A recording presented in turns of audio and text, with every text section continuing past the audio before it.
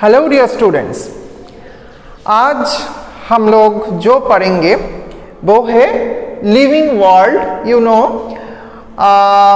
ये क्लास 11 का first chapter है। तो ये जो चैप्टर है, इस चैप्टर में हम लोगों को क्या क्या पढ़ना है ये हम लोगों को जानना है। फर्स्ट जो है वो है this one, that means characteristics of living organisms. ये हम लोगों को फर्स्ट जानना है, लिविंग ऑर्गेनिज्म का कैरेक्टर क्या है। उसके बाद हम लोगों को पढ़ना है टैक्सोनॉमी। उसके बाद हम लोगों को पढ़ना है नोमेनक्लेचर, टैक्सोनॉमिकल एड्स। ये जो डिफरेंट टॉपिक्स है वो डिफरेंट टॉपिक्स हम लोगों को यहाँ पे पढ़ना है। एंड आज हम लोग ये पूरा बाकी जो पार्ट टैक्सोनॉमी, टैक्सोनॉमिकल एड्स, ये हम लोग आज नहीं पढ़ेंगे। आज हम लोग सिर्फ जो पढ़ेंगे वो है कैरेक्टरिस्टिक्स ऑफ लिविंग ऑर्गेनिजम्स। तो ये कैरेक्टरिस्टिक ऑफ लिविंग ऑर्गेनिज्म पढ़ने से पहले हम लोगों को जानना है कि लिविंग ऑर्गेनिज्म एक्चुअली है क्या, लाइफ है क्या। लाइफ जो है वो सिर्फ एक टाइम स्पैन नहीं है, उसके अंदर बहुत सारा प्रोसेस होता है। दैट मीन्स कुछ कैरेक्टरिस्टिक्स लाइफ मेंटेन करता है। जो ऑर्गेनिज्म के अंदर वो लाइफ रहेगा वो लिविंग ऑर्गेनिज्म होगा, एंड जो जिसमें वो पर्टिकुलर कैरेक्टरिस्टिक्स नहीं रहेगा उसको हम लोग नॉन लिविंग ऑब्जेक्ट बोलेंगे। That means this is a accumulations of some processes। आप लोग क्लास 10 में पढ़े थे लाइफ प्रोसेसेस। तो ये जो लाइफ प्रोसेसेस है वहां पे आप लोग पढ़े थे कि वहां पे न्यूट्रिशन था, वहां पे न्यूट्रिशन था, सर्कुलेशन था, रेस्पिरेशन था, ऐसे बहुत कुछ था, रिप्रोडक्शन, सब कुछ जो है वो है सम प्रोसेसेस, जो प्रोसेसेस लाइफ को डिफाइन करता है। That means this are the processes of the lives. तो आज यहाँ पे हम लोग क्या देख रहे हैं, कैरेक्टरिस्टिक ऑफ लिविंग ऑर्गेनिज्म, जिसमें फर्स्ट जो टॉपिक है वो टॉपिक क्या है ना, ग्रोथ। ये ग्रोथ क्या है, हम लोग बोल रहे हैं growth means the increase of biomass. The increase of biomass, ये ग्रोथ होता है। अब ये जो ग्रोथ कोई भी नॉन लिविंग ऑब्जेक्ट में हम लोग यूजुअली ग्रोथ नहीं देखेंगे। आप बोल सकते हो अच्छा सर जो माउंटेन है वो बढ़ता है तो माउंटेन का ग्रोथ होगा। तो ये जो माउंटेन का ग्रोथ हो रहा है ये तो नॉन लिविंग ऑब्जेक्ट है, बट उसका ग्रोथ हो रहा है, कैसे हो रहा है? You should keep it inside your mind कि ये जो ग्रोथ है, ये जो बढ़ रहा है माउंटेन, वो उसका एक्सटर्नल ग्रोथ है। बट जब हम लोग इन लिविंग ऑर्गेनिज्म देखेंगे, लिविंग ऑर्गेनिज्म का जो ग्रोथ होगा वो इंटरनल ग्रोथ होगा। ओके, एंड ये जो ग्रोथ है ये हम लोग देखेंगे इन केस ऑफ प्लांट्स। वो पूरा लाइफ भर जितना दिन तक वो जिंदा रहता है उतना दिन तक उसका ग्रोथ चलता है। नॉट ओनली दैट, उन लोगों का कोई कंट्रोल ग्रोथ नहीं है।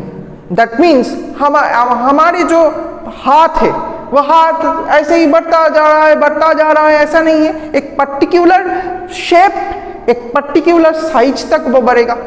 हमारा जो पैर है वो बढ़ता जा रहा है, ऐसा ही है नहीं। बट कोई एक ब्रांच ऑफ द प्लांट्स, सोचो आप लोग जहां पे बैठे हो उसके चारों तरफ, आपके घर के चारों तरफ पेड़ पौधा है, तो एक पेड़ का जो ब्रांच है वो ब्रांच कितना बढ़ेगा, किस डायरेक्शन में बढ़ेगा, वो डिटरमाइंड होता है। बट वो कंट्रोल्ड ग्रोथ नहीं है, तो ये ग्रोथ में एक डिफरेंस ये है कि जो एनिमल्स है वो एनिमल्स में कंट्रोल ग्रोथ होगा फर्स्ट ऑफ ऑल, एंड एक सर्टेन एज तक ये ग्रोथ चलेगा। But in case of plants हम लोग क्या देखेंगे, कोई दैट मीन्स सर्टेन एज तक नहीं चलेगा, जब तक वो जिंदा रहेगा तब तक उसका ग्रोथ होगा। ओके, एंड ये ग्रोथ जब हम लोग देखेंगे in case of unicellular organisms, that means जिस ऑर्गेनिज्म हम सिर्फ एक ही सेल से बनता है, यूनिसेल्युलर सिंगल सेल्ड ऑर्गेनिज्म, तो सिंगल सेल्ड ऑर्गेनिज्म में भी सेल का क्या होगा, यहाँ पे डिवीजन होगा एंड वहां से नया सेल प्रोड्यूस होगा, तो नया ऑर्गेनिज्म प्रोड्यूस होगा। ओके, तो growth means the increase in mass, increase in biomass. This is the first character of the living organism. Next क्या है, रिप्रोडक्शन। मैं अभी भी बोला कि जो यूनिसेलुलर ऑर्गेनिज्म है वो क्या करेगा, सेल का डिवीजन होगा, नया सेल प्रोड्यूस होगा। अभी यूनिसेलुलर है, यूनिसेलुलर एक organism like paramecium, like amoeba, तो वो क्या करेगा, उसका डिवीजन होगा, एक सेल का डिवीजन होगा एंड एक सेल से दो अलग अलग सेल बन जाएगा। दैट मीन्स जब दो सेल बन गया तब एक नया ऑर्गेनिज्म प्रोड्यूस हो गया वहां पे, and this is called the reproduction. That means produce of offspring, production of offspring. That means नया कोई एक सेम ऑर्गेनिज्म प्रोड्यूस हो रहा है जो जिसका कैरेक्टरिस्टिक उसके पेरेंट्स के साथ मिलता जुलता है। तो जब एक ऑर्गेनिज्म उसके जो कैरेक्टर है, उसके कैरेक्टर उसके सिमिलर एकदम आइडेंटिकल नहीं होगा, बट उसका जो कैरेक्टर सेम कैरेक्टर का नया कोई यंग वन प्रोड्यूस करेगा, ऑफस्प्रिंग प्रोड्यूस करेगा, तो उसको हम लोग बोलेंगे रिप्रोडक्शन। अब ये रिप्रोडक्शन डिफरेंट टाइप्स का हो सकता है। ये रिप्रोडक्शन हो सकता है asexual reproduction, okay, asexual reproduction. ये हो सकता है सेक्सुअल रिप्रोडक्शन,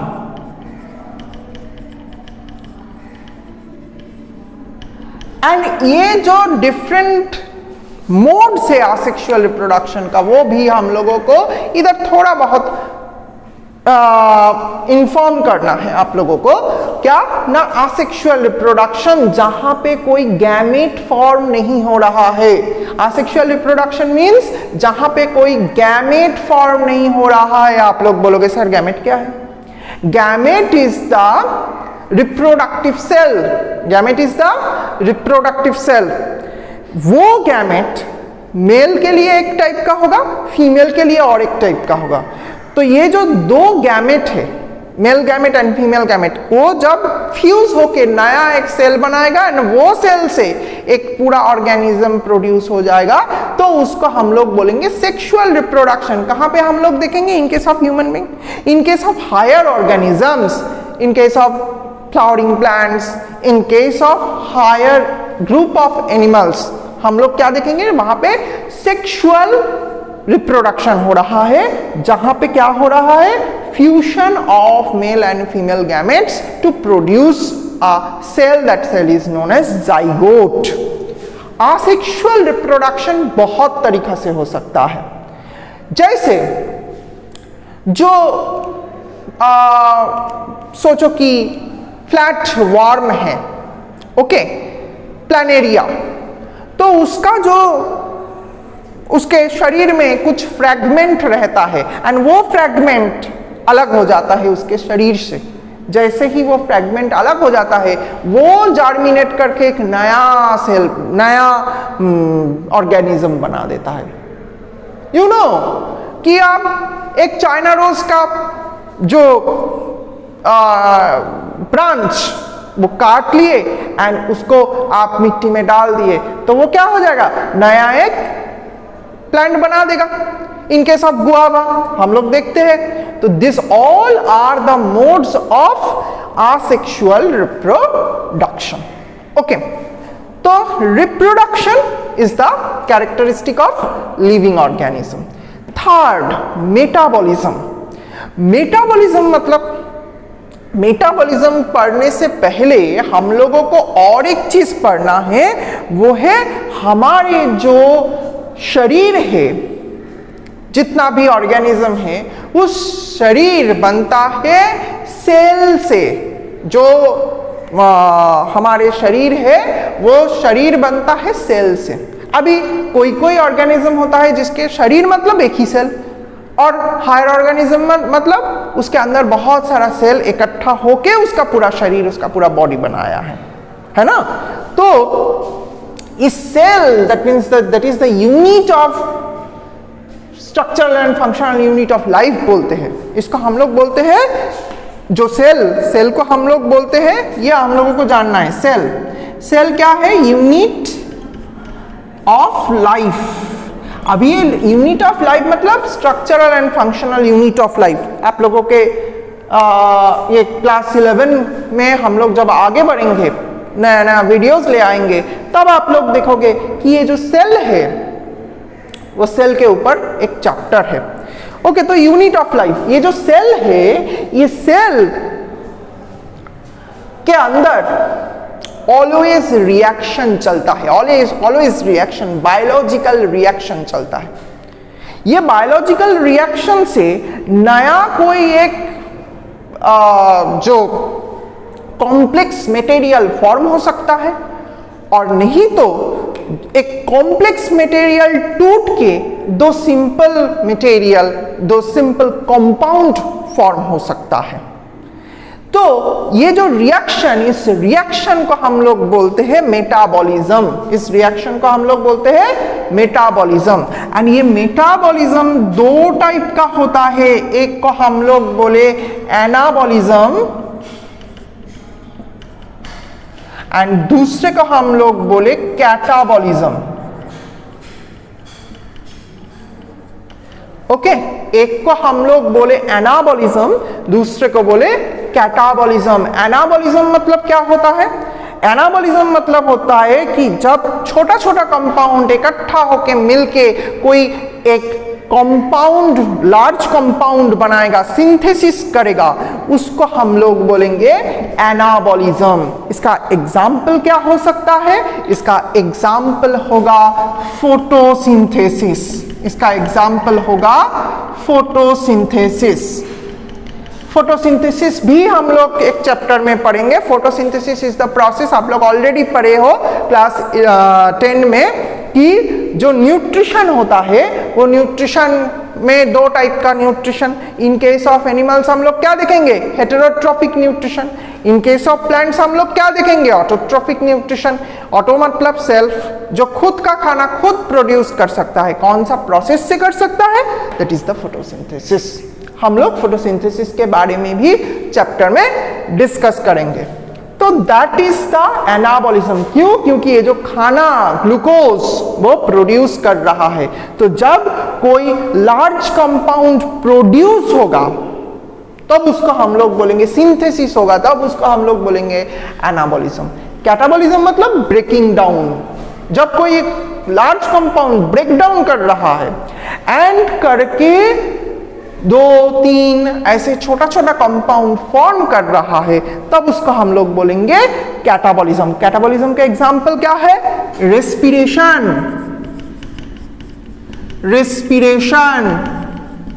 ओके, डाइजेशन।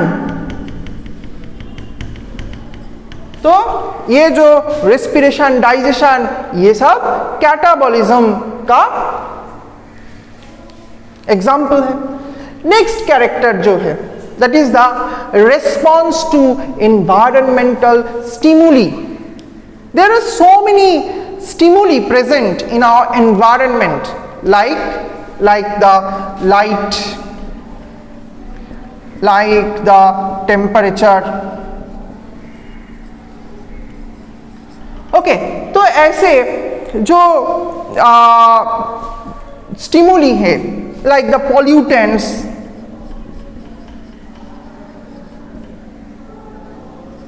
ऐसा है। अब ये जो लाइट के ऊपर डिपेंड करता है। आप लोग देखोगे कि कोई कोई प्लांट्स है जिसका फूल खिलता है विंटर सीजन में, कोई कोई प्लांट्स है जिसका फूल खिलता है समर सीजन में। दैट मीन्स कितना टाइम तक लाइट आ रहा है, सनलाइट आ रहा है उसके ऊपर, उस फोटो पीरियड के ऊपर डिपेंड करता है उसका फ्लोरी, दैट मीन्स उसका जो फ्लावर हो रहा है, फ्लावर ब्लूजम कर रहा है वो। ओके, टेम्परेचर भी हम लोग सोचो कि आपको अभी हम लोग जब बैठते हैं, ये समर सीजन है, तो हम लोग क्या करते हैं, हम लोग पूरा स्वेटर पहन के बैठे, नहीं बैठे, हम लोग थोड़ा जो कॉटन का क्लॉथ है वो पहन के बैठे। दैट मीन्स हम लोग क्या कर रहे हैं, ये जो स्टिमुली है टेम्परेचर, उसके हिसाब से हम लोग रिस्पॉन्स कर रहे हैं।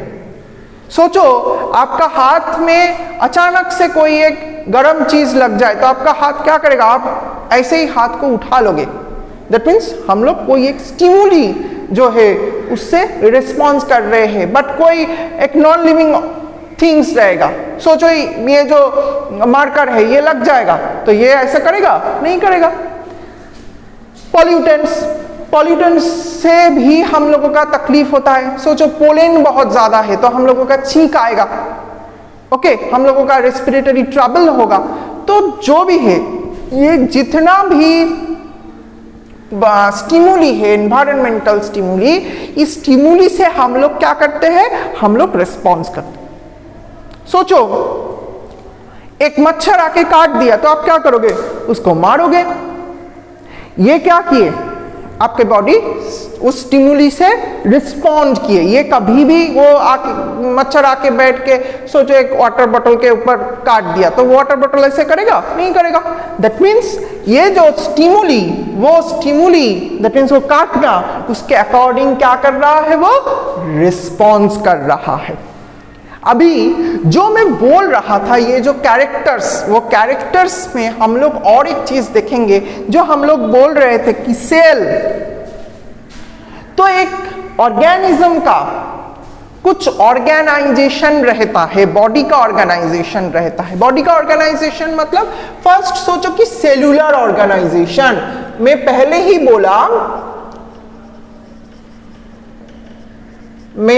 ही बोला कि ये जो सेल है that is the unit of life, that is the structural and functional unit of life. कोई ऑर्गेनिज्म है जो सिंगल सेल्ड है जिसको हम लोग बोलते हैं यूनिसेलुलर, एंड कोई है जिसको हम लोग बोलते हैं मल्टी सेलुलर। अभी ये जो सिंगल सेल्ड है वो सिंगल सेल्ड ऑर्गेनिज्म, वो सिंगल सेल्ड ऑर्गेनिज्म में भी एंड मल्टी सेलुलर ऑर्गेनिज्म में भी, unicellular and multi cellular, in both cases हम लोग क्या देखेंगे, सेल के चारों तरफ एक कवरिंग रहता है एंड उसके अंदर क्या रहता है ना, प्रोटोप्लाज्म रहता है, जिस प्रोटोप्लाज्म के अंदर सेल ऑर्गेनेलिज रहता है। ये जो सेल ऑर्गेनेलिज, ये फंक्शन को, एंड ये पूरा चीज, नॉट ओनली सेल ऑर्गेनेलिज, पूरा सेल ऑर्गेनेलिज, प्रोटोप्लाज्म, सेल का मेम्ब्रेन, सब इकट्ठा होके क्या कर रहा है, ये जो फंक्शंस है उस फंक्शंस को रेगुलेट कर रहा है। ओके, देन सोचो कि मैं बोला बॉडी ऑर्गेनाइजेशन। अब ये बॉडी ऑर्गेनाइजेशन जो है, बॉडी ऑर्गेनाइजेशन में बार बार बोल रहा हूं कि जो सेल है, in case of unicellular organism single cell ही इसका बॉडी है, बट जो मल्टी सेलुलर है उसके अंदर क्या होगा, बहुत सारा सेल इकट्ठा होगा, होके क्या करेगा ना, उसका बॉडी बनाएगा। एंड उस बॉडी में क्या होगा ना, बॉडी में वो अपना जो फंक्शन है, वो बॉडी फंक्शन परफॉर्म करेगा through the action of the cell. Okay, now जो लास्ट आज हम लोग डिस्कस करेंगे वो है physical and biological hierarchies. Physical and biological hierarchies।